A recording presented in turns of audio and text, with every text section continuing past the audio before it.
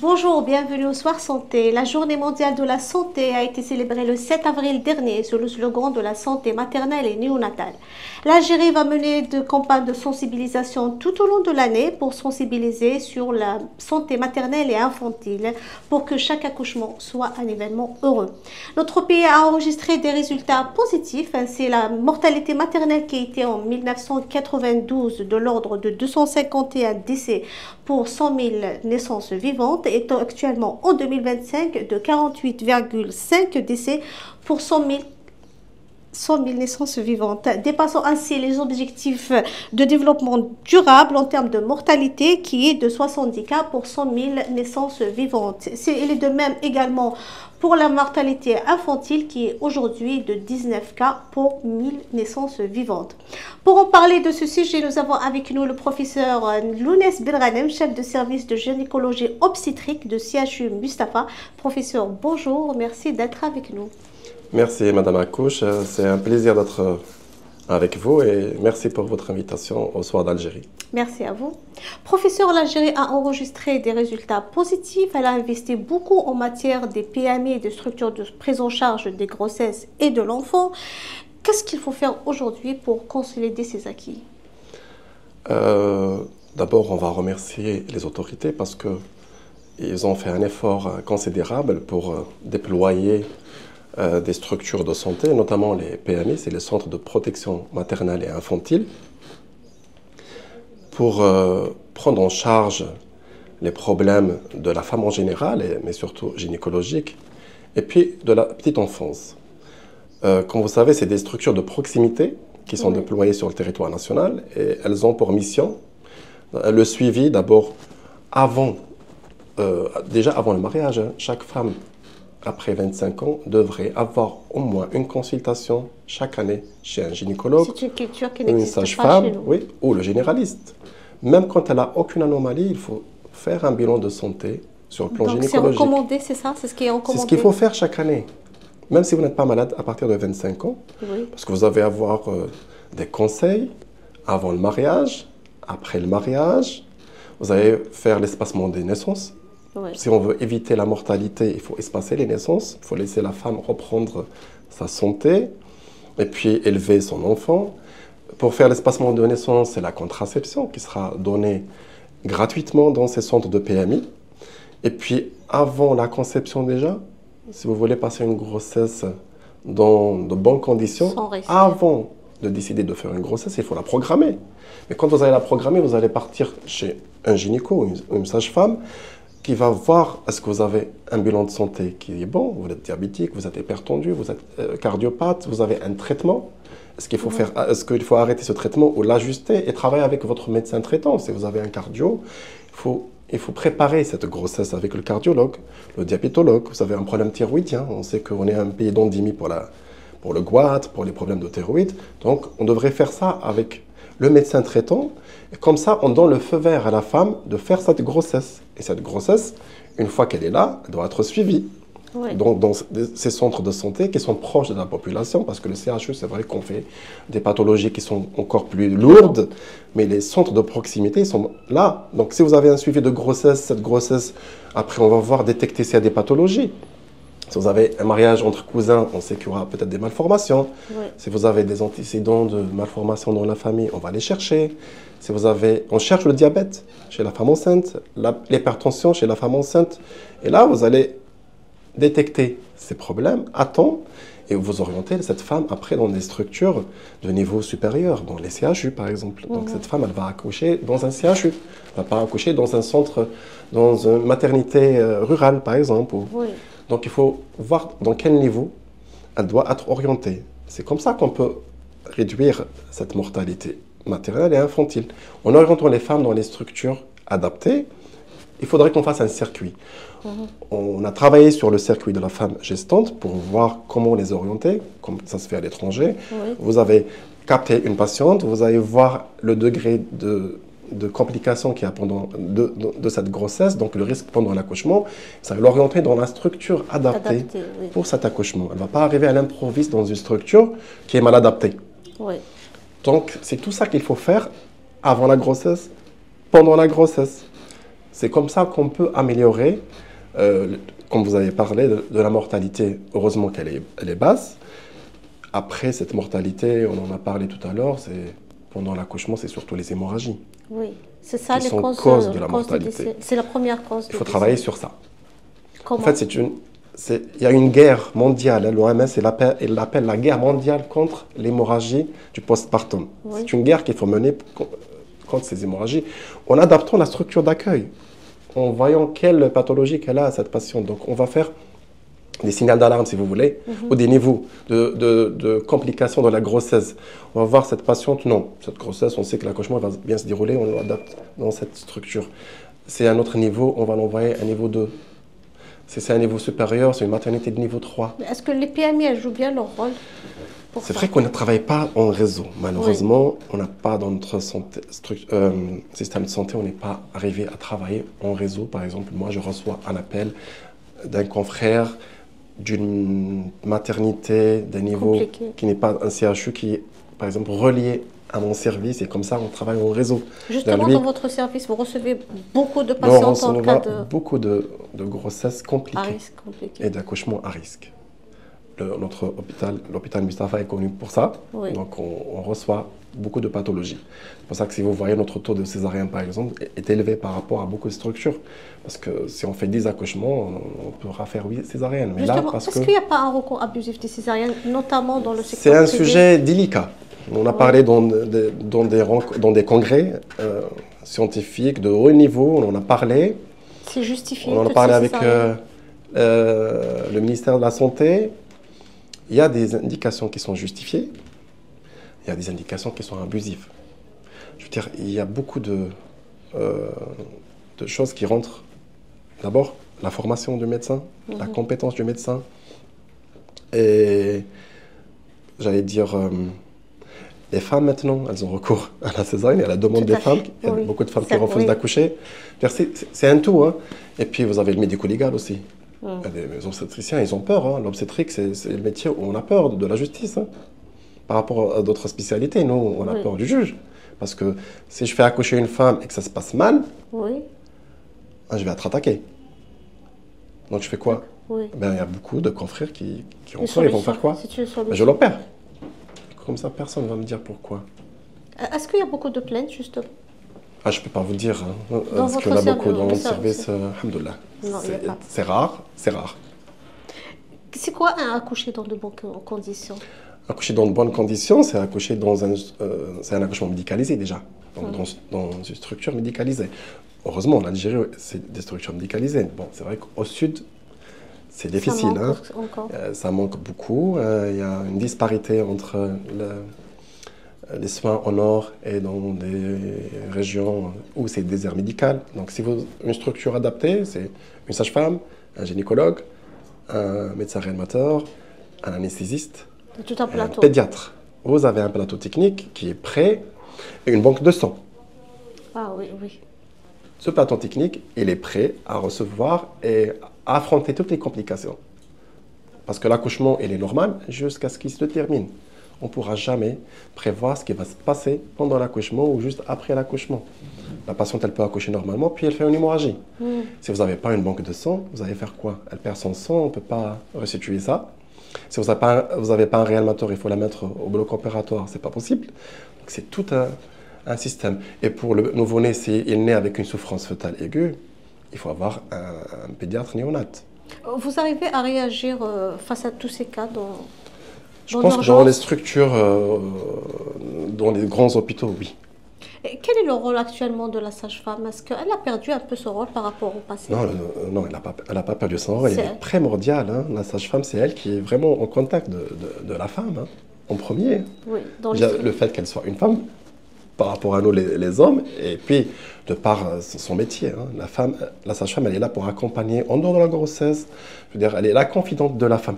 Oui, c'est elles qui font les accouchements actuellement? Bien sûr que c'est les sages-femmes qui font, mais avec nous aussi. Non, c'est les sages-femmes qui font un accouchement, mais nous, on est avec elles. Quand il y a un accouchement compliqué, on intervient. Quand il faut faire une césarienne, on intervient, mais on travaille en équipe. On ne peut pas s'en passer de la sage-femme. Hein. Oui. On n'est pas des ennemis. Moi, les sages-femmes que j'ai à l'hôpital, c'est mes sœurs et c'est mes amis. On a été formés par les sages-femmes pour faire des accouchements, nous. D'accord. Et maintenant, elles sont beaucoup mieux formées qu'auparavant aussi. Il y a des écoles de sages-femmes. Oui, il y a des écoles de sages-femmes, hein, mais je ne vais pas dénigrer les anciennes. Moi, c'est les anciennes qui m'ont appris. Même si elles n'avaient pas fait d'études, mais elles étaient sur le terrain, avec les moyens de bord, elles étaient très, très, très performantes, et même celles de maintenant. Hein. Est-ce qu'elles accompagnent toutes ces femmes, notamment, il y a une surcharge dans le secteur public. Est-ce qu'on arrive à accompagner ces femmes leur grossesse pendant leur Ça, c'est la PMI. Oui. Et puis, il y a la consultation à l'hôpital. Moi, il y a des consultations. On a un centre médico-social à la clinique Naïma, qui est à Bellecour, qui appartient à l'hôpital Mustapha, à mon service, c'est la PMI. Donc, on fait là-bas la protection maternelle et infantile, donc le suivi des grossesses, le dépistage du cancer du col, du cancer du sein. On donne la contraception gratuite et la vaccination des nouveau-nés. Justement, pour le cancer du col, il n'y a pas un dépistage Oui, malheureusement, le cancer du col, c'est la 4e, à peu près, pathologie. Le cancer chez la femme, malheureusement, c'est un cancer qui est dépistable facilement. Il suffit de mettre une pince languette, une lame de verre, et vous avez un dépistage du cancer du col. Ça coûte pas cher. C'est à partir de 25 ans chez la femme qui est mariée, jusqu'à 65 ans. La périodicité? C'est chaque 3 ans, un frottis. On fait un frottis à 25 ans, enfin, chez la femme qui est mariée, bien sûr. Oui. À peu près une année après son mariage, on fait un frottis. Même avant d'avoir des enfants? Non, après le mariage, après le premier rapport sexuel. D'accord. On fait un frottis, on refait un autre une année après, s'ils sont normaux, c'est chaque 3 ans. Enfin, ça a un peu changé un peu, mais on va dire comme ça. On ne se sensibilise pas assez sur le cancer du col. Il faudrait qu'on arrive à faire une campagne nationale, un programme national, mais on n'arrive pas... Comme le cancer du sein, mais même le cancer du sein aussi... Vous voyez que dans les pays nordiques, par exemple, ils sont arrivés pratiquement à éradiquer le cancer du col. Parce que les patientes, elles sont appelées, hein. Vous avez votre rendez-vous, on vous appelle pour votre rendez-vous, pour faire le frottis. Le cancer du col, il vous laisse tout le temps pour le dépister. Il est là, il faut 15 ans. C'est évitable. À peu près 12 à 15 ans pour faire un cancer du col. Oui. C'est dû à un virus. Oui. Donc, c'est une infection. On a le test HPV, oui. Si on le détecte, on surveille, on va soigner ces lésions précancéreuses, on peut l'éviter. Malheureusement, maintenant en Algérie, malheureusement, quand on reçoit un cancer du col, c'est toujours des stades avancés. Alors qu'on peut faire le dépistage avant. Et beaucoup de femmes, même sur Alger, on les reçoit à la 40, 50 ans. Vous avez fait déjà un frottis? Non, jamais. Donc, il y a un problème.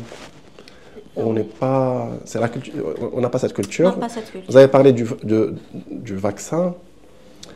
Je pense qu'il faudrait qu'on fasse un effort pour faire rentrer dans le calendrier vaccinal des petites filles le vaccin. On en a parlé depuis plusieurs années. Il faut qu'on le fasse. Nos amis tunisiens l'ont introduit récemment. Ça ne coûte pas cher par rapport à ce que ça coûte un cancer du col qu'on peut éviter. C'est une infection. Et on va vacciner les petites filles, ça dépend. À nous de décider si c'est à 10 ans, à 12 ans, à 13 ans, à 14 ans. Chaque pays organise sa campagne de vaccination. Les filles et les garçons. Ah oui. Et comme ça, on va éradiquer ce virus. Oui. Et on n'aura plus de cancer du col. Il y a plusieurs années qu'on parle de ce vaccin, d'introduire ce vaccin. Le ministère de la Santé, il en a parlé, mais... Moi, je pense que ça va venir. J'espère que ça va venir. On fera en sorte de l'introduire. Contrairement aux autres cancers, ce cancer, on peut l'éviter. On peut l'éradiquer. Oui. Franchement, c'est une infection génitale. Oui. C'est tout. C'est une infection. Il faut arrêter ce virus et c'est bon. Par rapport au cancer du sein, où on ne peut pas l'éradiquer. Oui. Je veux dire, on surveille, on le détecte à temps. Il faut le trouver quand il commence pour le prendre en charge et pour guérir. Dans 100% des cas. Dans le cancer du sein, on peut guérir dans 100% des cas. Si vous avez un stade précoce, une petite tumeur, vous enlevez même pas votre sein, vous ferez une tumorectomie et puis c'est bon, vous êtes guéri. Mais même pour ça, il n'y a pas... On n'a pas la culture de consulter, nous. Est-ce qu'on n'a pas de médecin de famille? C'est quand la matière, si on avait des médecins de famille dans notre système de santé, on sera orienté obligatoirement chez un médecin de famille. Et là, vous avez votre médecin, il vous connaît, il vous suit, il vous recommande, il vous dit ce qu'il faut faire, et là, c'est bon. Mais nous, on n'a pas cette culture. Les campagnes de sensibilisation n'ont pas atteint l'objectif. Oui, les campagnes de sensibilisation, c'est bien beau. En octobre, on va faire la campagne, octobre rose et tout, mais après, il restera 11 mois. On fait quoi On n'en pendant parle 11 pas. mois? Oui. Ça, c'est un problème. Oui, c'est bien beau, c'est bien. Il faut le faire. Il ne faut pas arrêter de faire Octobre Rose. Oui. Au moins, C'est toute c'est un l'année. rappel. C'est toute l'année. Mais après, il faut un système. Peut-être que le médecin de famille pourra jouer un rôle Qui n'est pas important. encore. Oui, Oui. par rapport aux autres pays. Et quels sont les défis actuellement auxquels vous êtes confrontés pour assurer cette santé maternelle et infantile? Ah, c'est la prévention. Le défi, en 2025, c'est la prévention dans les maladies, c'est pas le traitement. Quelle maladie? Dans toutes les maladies, hein, je parle en général, les Oui. défis, c'est la prévention. Parce que la prévention, elle coûte moins cher que le traitement. Oui. On vient de parler des cancers, la prévention d'un cancer du col. Vous évitez le cancer du col qui coûte très très cher. Chirurgie, radiothérapie, convalescence, séquelles, problèmes sociaux. Des décès aussi. Des décès, des familles qui sont déchirées, donc ça, tout ça, ça coûte très très cher à la société. Le défi, c'est la prévention, que ce soit pour les grossesses, quand on a parlé de grossesse par exemple, c'est la consultation préconceptionnelle, le suivi de la grossesse, le circuit de la femme gestante, tout ça c'est un défi pour améliorer. C'est le rôle de qui de sensibiliser ces femmes pour un suivi de leur bien avant de tomber enceinte? Ah, c'est le système de santé. C'est le médecin de famille, je pense. Hein. Oui. À mon niveau, je crois que c'est le médecin de famille qui peut vous orienter et qui donnera le programme et les structures qu'il faut partir voir, qu'il faut voir. Parce qu'on ne peut pas sensibiliser à la télé, sensibiliser comment? Si la patiente ne vient pas, la femme ne vient pas chez nous, on fait comment? On fait des campagnes à la télé, mais elle ne vient pas. Si vous avez un médecin de famille obligatoire, vous êtes obligé de consulter chez lui et vous ne pouvez pas voir quelqu'un d'autre que lui. Et vous n'avez pas encore fait votre frottis, vous n'avez pas encore fait votre mammographie, vous n'avez pas vu votre diabéto, vous n'avez pas vu votre cardio. Et là... Justement, pourquoi on entend parler beaucoup du diabète gestationnel ces dernières années? Ah, parce qu'il y a d'abord l'environnement qui a changé, la nourriture qui a changé. On mange mal maintenant. Oui. On est un pays riche maintenant, mais on mange mal. Oui. Je veux dire, on mange que des sandwichs, que des boissons gazeuses, que du sucre, trop de sel, trop de gras, trop d'alimentation riche. C'est les maladies des riches, le diabète et l'hypertension. Ce n'est pas les maladies des pauvres. Ça a un impact sur le bébé? Bien sûr. Le diabète, non, on a un service de grossesse à haut risque, on a 30 lits. Ils sont tous occupés? C'est tranquille. Aujourd'hui, je viens de faire la visite, ils étaient tous occupés. On avait tout le service plein. Des grossesses avec un diabète ou de l'hypertension. Ça, c'est les plus fréquents. Après, parce que les femmes, elles sont obèses maintenant par rapport à avant. Elles se marient à un âge plus avancé en Algérie. Avant, les femmes se mariaient avant 18 ans. Oui. Maintenant, vous avez des femmes cultivées, donc qui font des études longues. Ça joue alors sur... Vous avez des femmes qui se marient après 35 ans. Et quand vous faites une grossesse après 35 ans, c'est clair qu'il y aura des maladies. Puis c'est l'âge des maladies. Oui. Mais si vous faites une grossesse à l'âge de 20 ans ou de 22 ans, vous n'aurez pas ces pathologies. Est-ce qu'une éducation sanitaire des femmes enceintes est plus que nécessaire aujourd'hui pour améliorer la... Il le faut. Parce qu'on a des femmes, par exemple, quand on parle du diabète, elles viennent, elles ne font pas de régime, elles ne savent pas faire leur régime, elles sont déséquilibrées, elles ont... Vous savez, les diabétiques, ils ont peur, ça parle d'or. Quand je parle des patients ou des gens qui sont à l'extérieur, ils te disent, il ne faut pas mettre l'insuline, c'est ton diabète, tout dans l'insuline, il ne faut jamais le mettre. Sinon, toi, le fais et tu ne pourras plus t'en passer. Mais c'est ton traitement. Oui. Tu ne prends pas l'insuline parce que... Il disparaît après l'accouchement général, oui. Oui, mais ça peut revenir et ça peut rester. Mais je veux dire, l'insuline, les femmes refusent de mettre de l'insuline. Les diabétiques, ils préfèrent les comprimés parce que c'est la population qui dit que non, il ne faut pas mettre de l'insuline, sinon tu vas t'habituer à ça. Mais si tu dois mettre, ça veut dire que tu dois le mettre, c'est un traitement. Peut-être qu'ils sont dans le dîner aussi. Les diabétiques, ils sont dans le dîner. Donc, le service Mustapha vient d'être rénové. Ça fait un mois aujourd'hui. Ça fait un mois. Enfin, oui. Il a grandi maintenant. Est-ce que vous Non, c'est le même nombre de lits. On a rénové parce qu'elle était en ruine. Mais on a tout refait. J'imagine que la pression actuellement, c'est... Là, on est à plein régime. Hein. Aujourd'hui, il est plein. Oui. Complètement. Alors, pourquoi on en parle pas? Il y a aussi quelque chose de non connu, c'est la dépression post-partum. Ah, ça, c'est un peu particulier. Pourquoi on n'en parle pas? On n'en parle pas de la dépression parce qu'on est un pays qui ne consulte pas les psychologues. Hein. Vous partez dans les pays d'Europe, par exemple, tout le monde a déjà vu un psychologue parce qu'ils ne se sent pas bien aujourd'hui, il a envie de ressortir ce qu'il a. Mais la dépression du postpartum, elle est particulière. Hein. Vous savez, la grossesse, c'est un bouleversement de la femme sur le plan déjà physique, ça change. Sur le plan sanguin, ça change. Sur le plan des bilans, tout change. Et psychologiquement, elle change aussi. Vous allez devenir une mère. Donc vous avez un ventre qui grossit. Puis quand vous êtes enceinte, vous avez une relation particulière avec votre bébé. Personne ne le voit. Personne ne le sent, à part vous. Vous avez une relation privilégiée. Votre mari, il n'a pas la même relation avec votre bébé qui est dans votre ventre. Donc quand vous allez accoucher, ce bébé, il est exposé à tout le monde. Tout le monde va le prendre. Il était à vous, juste à vous, caché. Donc il y a un syndrome de séparation. Vous êtes séparé de quelque chose que personne ne voit à part vous. Vous êtes devenu comme tout le monde par rapport à ce bébé. Donc tout le monde peut le prendre et l'avoir dans ses bras. Et vous allez voir que les femmes, quand elles accouchent, quand vous prenez... Il y a une réticence à vous donner son bébé. Parce que c'est à moi, il m'appartient. Ça lui appartient, Et là, vous pourrez faire une dépression. Juste parce que vous ne l'avez plus. Et puis, il y a la peur aussi. Est-ce que je pourrais être une bonne mère? Est-ce que je peux être capable de le nourrir, de l'élever, sa sécurité? Est-ce qu'il ne va pas mourir la nuit? Est-ce que je vais me réveiller? Le premier bébé, tout le monde se réveille toute la nuit à regarder si ton bébé est vivant ou pas. Respire. Vous êtes une mère, donc vous connaissez ça. Vous allez vous lever la nuit, est-ce qu'il respire ou pas? Mais pour le deuxième, non. Vous ne le faites pas. Parce que de toute façon, c'est la nouvelle. Et vous avez aussi après l'allaitement. Oui, il restera une relation privilégiée. Bon, l'allaitement, il y a un problème maintenant. Les femmes algériennes, elles allaitent pas. Ça réduit le taux d'allaitement. Alors que l'allaitement, c'est primordial. L'OMS, il nous invite à promouvoir l'allaitement. Il faut le promouvoir parce que c'est pour le bon développement de l'enfant. Vous donnez du lait artificiel, il va grossir. Il va devenir malade. Mais le lait maternel, c'est vrai qu'il ne grossit pas, mais il sera en bonne santé. Et puis sur le plan cognitif et psychologique, intellectuel, il sera mieux. Et puis l'immunité, vous allez donner des anticorps à votre bébé. Il n'a pas besoin, il ne va pas faire d'infection. Mais là, on culpabilise les femmes qui ne peuvent pas allaiter aussi. Après, il y a des femmes qui ne peuvent pas parce qu'elles n'ont pas de lait. Oui. Mais on a des femmes à la naissance, non, je ne peux pas, je n'ai pas de lait. Non, essaye d'abord. Mais après... Elles ne sont pas formées aussi pour... Oui, ça c'est un problème parce qu'on devrait former les femmes avant l'accouchement à tout ça. Il faut faire la préparation à l'accouchement. C'est ça, on ne le fait pas chez nous. Ce qu'on ne fait pas.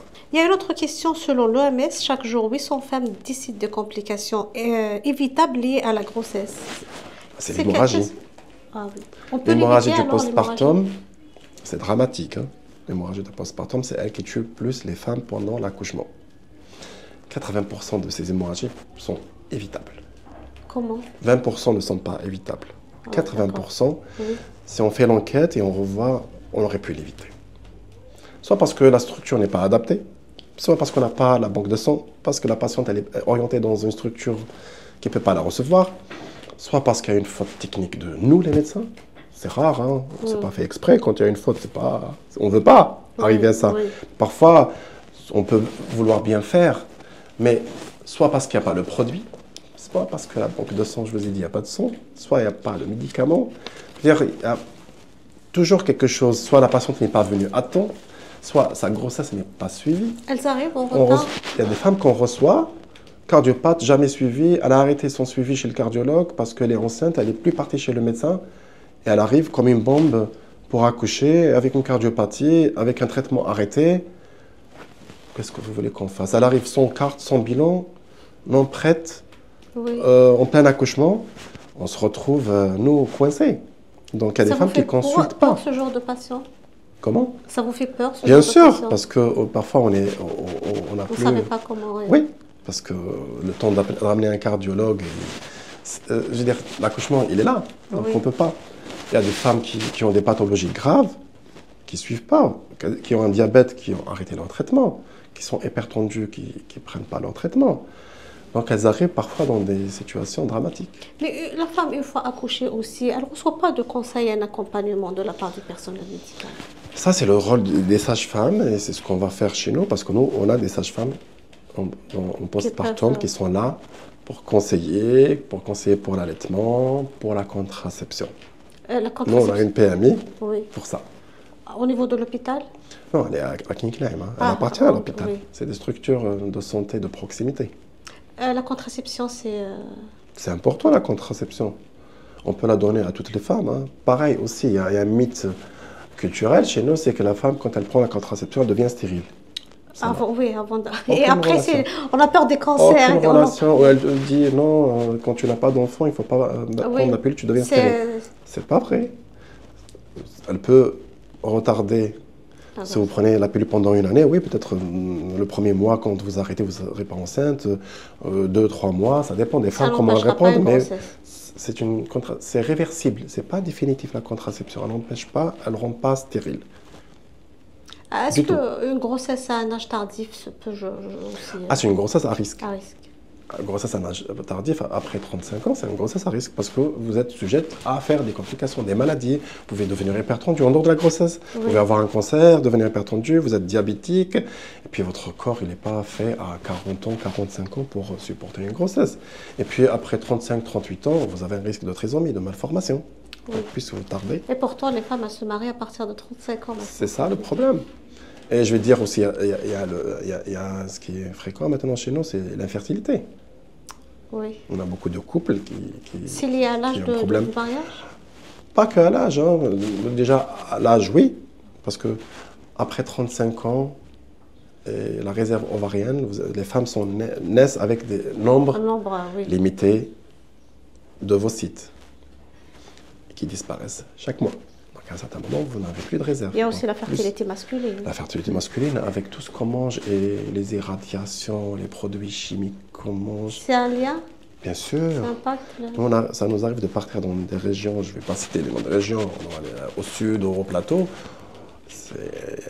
Par exemple, avec l'agriculture, avec les engrais qu'ils utilisent, vous avez des familles d'hommes stériles. Ah oui. Ouais. On reçoit que ça. Donc, pourquoi? Parce que c'est des paysans. Et puis, ils stockent leurs produits chimiques Oui. là où ils dorment, là où ils habitent, là où ils mangent, et du coup, ils sont contaminés. Donc, on a beaucoup d'hommes stériles, de famille. Hein. Combien d'accouchements vous assurez actuellement au niveau de Mustapha, dans votre service? Ça fait un mois qu'on est là.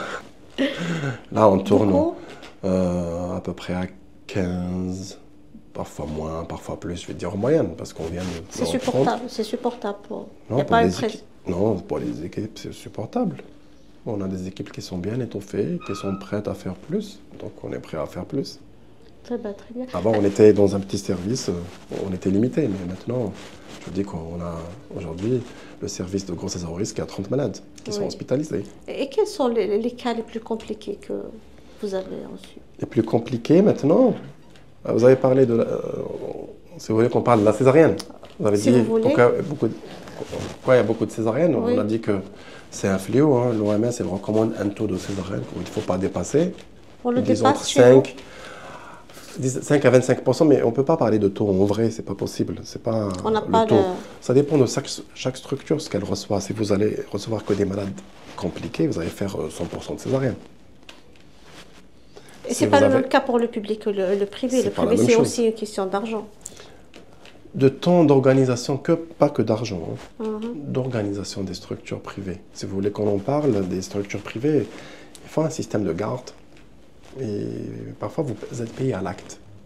Donc si vous terminez 24 heures et que la patiente n'a pas accouché, vous n'êtes pas payé. Il passe à Vous la n'êtes pas césarienne. payé. C'est celui qui vient après vous qui sera payé pour cette patiente. Ben, vous allez l'accoucher. Et Donc c'est s'il bon. faisait un système autre comme à l'hôpital, nous, quand une patiente elle est là, elle n'a pas accouché, moi je quitte ma garde. Oui. Je vais la laisser à la prochaine équipe. On n'a pas les mêmes moyens qu'à l'hôpital, sur le plan... C'est plus sûr, une césarienne? C'est- Non, Non. non, l'accouchement est plus sûr pour la maman et pour le bébé qui va naître. L'accouchement, Oui. il y a moins de risques pendant l'accouchement pour la mère et pour l'enfant. Il y a plus de risques pendant la césarienne. Pendant la césarienne. La oui. césarienne, c'est un échec de l'accouchement. La césarienne, on a recours à la césarienne parce qu'il y a un problème. Donc on n'a pas le choix. On ne va Oui. pas opérer pour la sécurité. C'est le contraire qui se passe. C'est un échec pour qui? Pour le médecin? Pour le médecin, oui. Il y a des femmes qui pensent que c'est un échec aussi, qui veulent accoucher. Oui. Pour elles, c'est un échec. Elles voudraient vivre l'accouchement, le moment. Il y a des femmes qui voudraient vivre ça. Mais non, pour nous, c'est un échec de l'obstétrique. Je ne peux pas l'accoucher finalement parce que le bébé ne s'est pas bien présenté, donc je suis obligé de l'opérer. Oui. Donc les indications, quand on y va, quand on regarde le taux de césarienne, il faut voir les indications. Si c'est bien posé et qu'on est à 100% de césarienne, c'est pas... On ne va pas dire qu'on ne travaille pas bien. Hein. Moi, si je reçois 10 malades et finalement c'est 10 césariennes, il faut regarder chaque patiente, est-ce qu'il y a une indication ou pas. S'il y a une indication, ben, ce n'est pas un échec. Ben, malheureusement, j'ai reçu que des césariennes. Et que vous allez faire 10 patientes, ces 10 accouchements, ça ne veut pas dire que vous allez travailler mieux que moi. Vous avez eu que des femmes qui vont accoucher. Si on fait l'échange, vous allez faire les césariennes et moi je vais faire les accouchements. Donc on ne peut pas dire le privé, le blâmer, parce qu'il y a la population aussi. Les femmes, parfois partent au privé, elles te disent, moi je veux faire une césarienne, elle vient chez moi à l'hôpital. Je dis non, je ne t'opère pas, c'est moi qui décide. La patiente, elle ne peut pas décider en principe. Si, en vrai, elle peut. On essaie nous de la convaincre. Maintenant, si vous venez chez moi, vous me dites, pendant l'accouchement, pendant les contractions de travail, vous me dites, non, je veux faire une césarienne. Non, vous n'êtes pas consciente, vous avez juste peur, donc je ne vais pas vous opérer. Maintenant, si vous venez et vous n'êtes pas en travail, il vous reste un mois pour accoucher, vous dites, je n'accoucherai jamais, et vous allez faire le tour des hôpitaux d'Alger et vous refusez. Mais on discute avec vous, et il faut vous ramener un psychologue, et vous allez dire, non, je refuse l'accouchement, on ne peut pas... On ne peut pas lui refuser ça. On ne peut pas parce que vous refusez, mais c'est psychologique. On ne peut pas vous forcer à accoucher. Ça va mal se passer parce que vous n'allez pas l'accepter. Vous n'allez pas coopérer. Là, on sera obligé de vous opérer. Et il y a des risques pour la césarienne? Bien sûr, il y a des risques pendant la césarienne, après la césarienne. Après aussi. Vous savez, quand vous accouchez, vous avez mal aujourd'hui, vous êtes en train d'accoucher, demain, vous rentrez chez vous à pied. Oui. Et en bonne santé. Quand je vous opère, oui, vous avez pas mal pendant la césarienne, mais demain, peut-être que vous n'allez pas rentrer chez vous. Peut-être que vous allez rentrer dans 2 jours ou 3 jours, ça peut s'infecter. Votre plaie, elle n'est pas bonne, on va vous reprendre, on va vous réopérer. C'est ça, la césarienne. Et puis même si ça se passe très bien, la prochaine grossesse est à risque. Vous avez une cicatrice. On a beaucoup de grossesses sur cicatrices maintenant. Et en plus, un fléau nouveau, dû au nombre de césariennes, c'est placenta accreta. C'est placenta qui est collé au muscle de l'utérus, qu'on n'arrive pas à enlever pendant la césarienne ou l'accouchement, il ne se détache pas. Et là, parce qu'il a incrusté le mur de l'utérus, voire même la vessie. Et là, c'est dramatique. Comment ça se déroule alors après? Là, c'est dramatique. Hein. Vous pouvez en mourir. Même avec les meilleurs des médecins. Donc, ça devient une césarienne à risque. Oui. Donc, il faut des compétences, il faut une équipe, il faut du sang, un bon réanimateur. Prends le temps d'expliquer tout ça pour la patiente? Ça ne peut pas se faire dans un CHU. Ça se fait dans les structures de proximité. Et les médecins de famille. C'est une hantise pour vous, les médecins, les erreurs médicales et les plaintes? Bien sûr que c'est une hantise, ça nous empêche de travailler. Oui. Si vous travaillez avec un pistolet sur la tempe, et je vous dis, travaillez, vous êtes, même en tant que journaliste, vous allez faire votre travail normalement. Non, chaque fois que vous allez écrire quelque chose, vous allez dire, est-ce que ce mot que je vais mettre ne va pas me mettre en prison? Même pour vous, non? Même pour nous aussi. Donc, si je vais dire, est-ce que je vais m'impliquer? Il y a des médecins, heureusement pas tous, mais qui ont peur. Et tu dis, moi, c'est un cas compliqué, je ne le prends pas en charge, je l'envoie ailleurs. Je ne vais pas le toucher parce qu'il y a un risque de complication. Après, je vais me retrouver avec une plainte. Alors, l'acte médical, il devrait être dépénalisé. Comme ça, on permet aux médecins de travailler sans pression. Il ne faut pas croire que le médecin veut faire une erreur médicale. Ce n'est pas possible. Oui, ce n'est jamais possible. Si on a fait médecine, c'est qu'on veut aider d'autres personnes. Je dirais, il faudrait vraiment être pas une personne normale. Oui. Pour vouloir faire du mal à quelqu'un en tant que médecin, ou même en tant que personne. C'est pas possible. Je suis médecin, je veux faire une erreur, je ne veux pas faire d'erreur. Mais quand ça arrive, c'est difficile de prouver cette erreur. Mais c'est pour ça qu'il faut dépénaliser l'acte médical. Moi, je suis en train d'opérer et je fais une lésion, mais je ne l'ai pas fait exprès parce que c'est compliqué, parce que... Mais moi, je vous donne le mieux de ce que je sais faire. Vous venez en tant que patiente, je vous suis au top du top de ce que je peux faire. Mais si je fais une erreur, c'est tout ce que je peux faire. Du coup, vous allez faire quoi? Me mettre en prison pour ça? Ben, vous n'aurez plus de médecin. Mais moi, NEIT, c'est quoi? C'est vous aider. Oui. Mais je suis un être humain. Et les cas compliqués qui sont transférés du privé vers le public? Le privé, c'est limité. Il y a des structures qui n'ont pas la capacité de traiter des complications. Il y a des structures privées qui ont toutes les capacités. On peut même transférer du public vers des structures privées. Hein. Il y a des privés qui sont en normes internationales. Après, il y a des petites structures, oui, elles sont des petites structures, comme des structures étatiques aussi. On a les CHU, elles sont en normes internationales, mais vous avez des secteurs sanitaires, des hôpitaux de Daïra, ils transfèrent. Eh ben, les cliniques, c'est le même réseau. Vous avez des petites cliniques et des cliniques qui sont des hôpitaux, qui ont toutes les spécialités et qui ont tout le plateau technique pour affronter ces complications. Après, il y a une clinique d'accouchement, oui. Quand il y a une complication, ben, il n'a pas l'urologue, il n'a pas le chirurgien, il n'a pas le radiologue. Ben, il sera obligé de la transférer à l'hôpital. Il peut même la transférer dans une autre structure privée s'il le faut. Oui.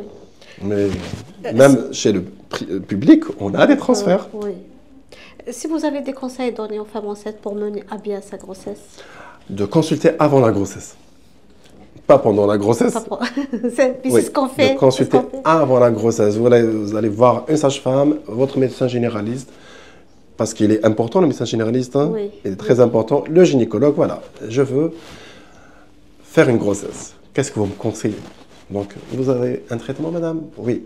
On va voir s'il faut l'arrêter ou pas. Est-ce qu'il est néfaste pour la grossesse? Il ne faut pas faire de l'automédication. Oui. Vous êtes diabétique, je vous envoie chez votre diabéto. Il va équilibrer, il va nous donner le feu vert. C'est bon, madame, vous pouvez faire la grossesse.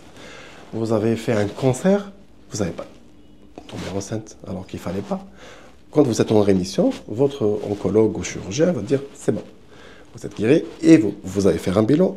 Ok, feu vert, faites une grossesse. Et on va la suivre. Vous êtes hypertendu, on change de traitement. Vous êtes un goitre, on adapte le traitement. Et puis on vous met sous acide folique, par exemple, pour éviter les malformations neurologiques. Et c'est bon. Et vous êtes enceinte. Vous avez un retard, vous consultez, PTA-CG, première écho. Vous avez 3 échos qu'il faut faire pendant la grossesse, à 12, à 22, à 32 à peu près. Hein. Si tout va bien. Hein.